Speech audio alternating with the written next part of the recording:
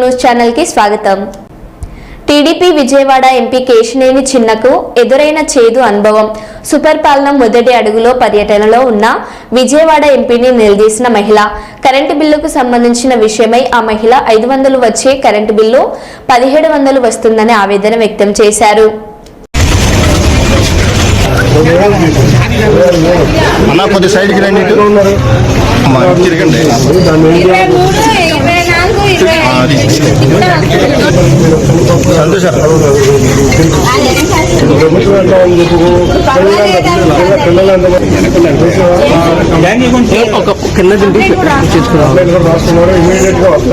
Current bill అనేది మనం చేసింది కాదు, పిచ్చోడు చేసేది వచ్చేది 500 అయితే 1700 వచ్చింది।